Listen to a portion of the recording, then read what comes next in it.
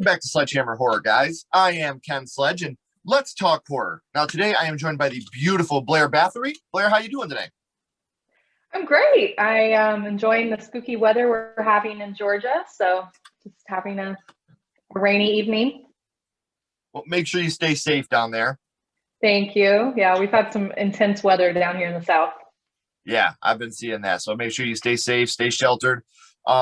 You did say you're from Georgia. So for those of you that don't know, Blair is a horror filmmaker based out of Atlanta, Georgia. Been to the film festival for several large horror conventions throughout the U.S. And right now, through her company Fear House, worked with over 300 filmmakers on the running horror anthology. It's been 6 years now. What's that about? Yeah, so I started an anthology series called Fear House, Haus, and I started it the year I moved to Georgia, which was 2015. It took on a life of its own since then, but the core of it was the horror-hosted anthology series, and we have curated over 90 episodes, and I've worked with, like I said, like you said, over 300 filmmakers. So Is there a place that we could check this out for the people that haven't seen it? yeah, you can literally Google it and find it anywhere on the internet: YouTube, Facebook, Instagram, Twitter, Snapchat, TikTok, anywhere.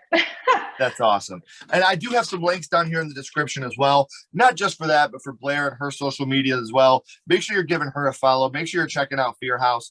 And now, right now, currently, you're focusing more on documentary filmmaking and working on other several new projects. Is there anything that you can talk about, or is everything kind of under wraps at this moment? Or Everything's kind of right in the middle of limbo.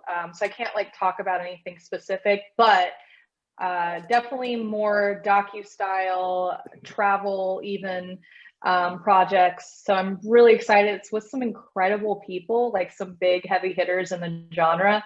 So cross your fingers for me. yeah. But yeah, I've just been busting ass since January. After last year, I kind of was like, fuck it, we're just gonna go balls to the wall and do exactly what I want to do. Yeah, that's awesome. And make sure you keep me updated so I can keep everybody updated. But you guys don't have to Absolutely. wait for me to keep you updated because, like I said, you can follow her on social media, and all those links are right down here in the description. So make sure you take a little time now, go give her a follow. I love her to death. She's so awesome. Now, Blair, we talked about what you're doing in the future with the documentaries. We know what you're doing now and what you've been up to with Fear House. But now I want to take it back to the past. And I want to Yes. talk about the first horror movie you watched that got you started in the genre. And your first horror movie was? The Exorcist. What a great way to start your horror life. I've told the story on the Yeah. podcast many a times, and I'm sorry for repeat viewers, but The Exorcist with me will always be special, and it'll always have a stigma to it because my family owned a video store growing up. And Awesome. I always would watch horror movies, and The Exorcist is the only movie that my mom shut off and was like, "Absolutely not! We're not doing this. You're not watching it." So it'll always have that. I've always said it may not be my favorite horror movie, but I think it's the scariest movie ever made. So, do you remember about how old you were the first time you seen it? I think I was 8, I think. Man, Yeah. and So I was it's little. funny as a young boy and a young girl are going to have two completely different experiences watching the exact same film. Yeah. So it's funny because there's a lot that was happening in this film. Obviously, like the crucifixion or the cross part. I didn't understand what the hell. I thought she was just stabbing herself. And Hmm. young girls, discovering themselves watching this. I'm sure it's just like watching it as a little boy to watching it as the father of two young girls. It's a different viewing. So, do you remember who you were with the first time you seen it? My mother, which is very ironic. In It's more funny ways than because, like I one. just, In more ways than one. yeah. Well, Hmm. it's funny because, like I said, as a father, you watch this movie and I feel completely different, a Hmm. different type of fear than I felt as a young boy. As a young boy, I'm like, why don't they just leave? That you can't save that girl. She's done. She's gone. But as a father, there's no way you can leave her. You're gonna do whatever you can to save her. Right. And we talked about how this is probably one of the most influential and scariest horror movies ever made. What would you say the scene that affected you the most was out of this film? Oddly enough, it's the last scene where Father Karras throws himself out the window. Mhm. Out of all of the graphic scenes, that one, for several reasons, has always bothered me the most. And that's one of those scenes that, see, I'll get to that later. We'll talk about that in a little bit. So I got another question I ask, and we'll just build that right into there. Um, so with The Exorcist, we'll just go into that now. The Exorcist is a franchise now. And when I count the Exorcist franchise, I count Exorcist, The Heretic, Exorcist 3, and then you got the last two, which are pretty much the exact same movie in Yeah. Exorcist the beginning. Out of the franchise of The Exorcist, what would you say your favorite film is?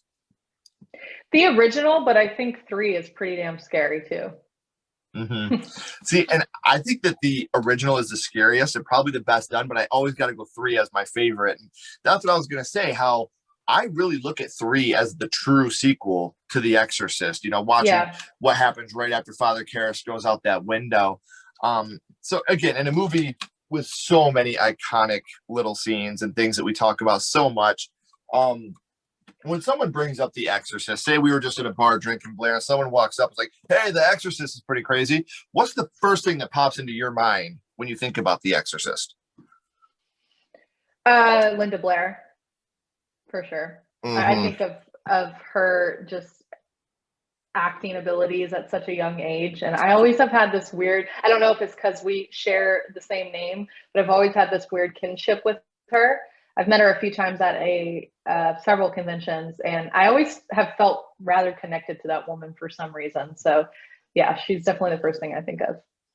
And like you said, at such a young age to be going through some of the vulgar and graphic things that she went through and just taking it on the chin and keep going. Such an amazing young actress that never got the credit that she truly deserved because of some things that happened post Exorcist.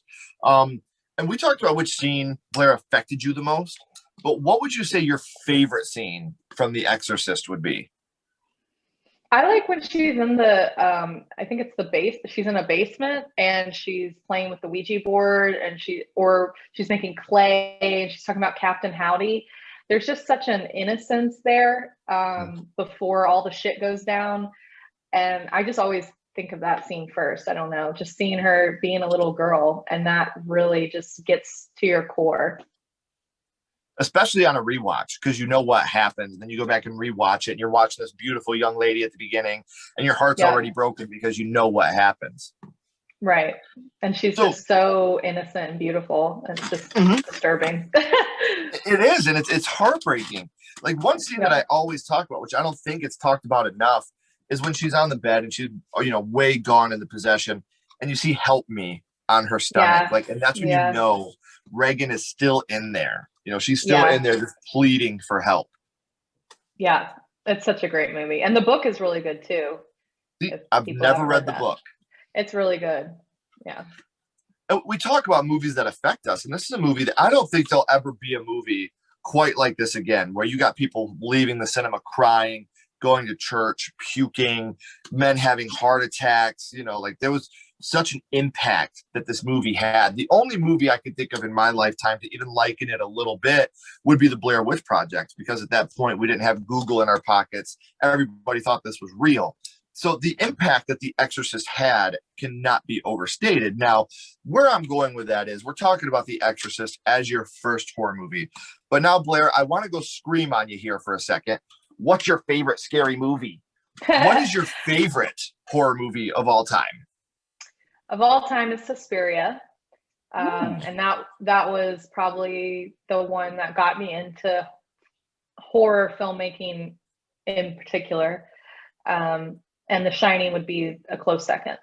Mm-hmm. I don't think anybody I mean, to be honest with you, 217 is above me all the time.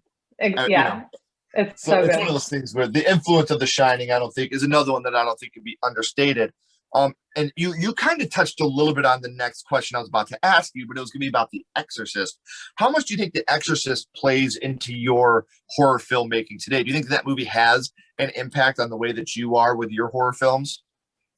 Yeah, because you brought up, how influential it was, and that, I wasn't alive when it first came out, but I've always read about, the impact that it had. And that was always really intriguing to me, that films could have such a deep root in culture. And I'm fascinated by that. So I love the creative storytelling element of filmmaking, but I also love the marketing side.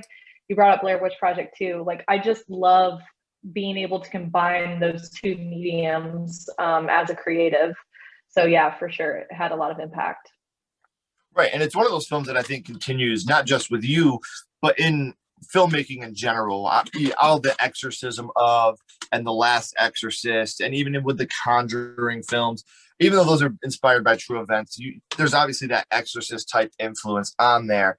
And another question I'm going to ask you, being a filmmaker, what would you say, which film in any genre would be the most impactful on you and most influential on you in your horror filmmaking? What do you think is the film that really was like, this is what makes me want to do it, this is what I want to do the most? What would you say that is for you? Well, this is going to prove that I'm a Kubrick fan, but probably Clockwork Orange. Okay. Probably. Yeah, I've seen that movie probably 1,000 times. That's awesome. Well, we all have those movies that are near and dear to us. For me, it's House. There's Yeah, not. Gonna say, is that a house poster back there? Oh yeah, I could watch that movie over and over again and again. That was my first horror movie, and I think it's still to this day the movie that influences me the most in my filmmaking and everything I do in that aspect. House definitely always has a imprint on everything that I do. So Blair, I always end this with the same question. We're going to go back to The Exorcist, and we're not going to be critics. We're not judging this on anything like production, acting, score, nothing like that. We're judging The Exorcist strictly on what this movie means to you and how much it affected you. And we're going on a skull count, 0 being the worst, 5 being the best. What would your ranking of The Exorcist be, 0 to 5 skulls? I would say 5 because, yeah, I mean, can't give it less than that. My God. And it's funny because we all look back at The Exorcist and how scary this movie is and how much it affected us. And you got to think, when this movie was initially released, it wasn't even the director's cut that we're all used to with the backwards crab walk and all that.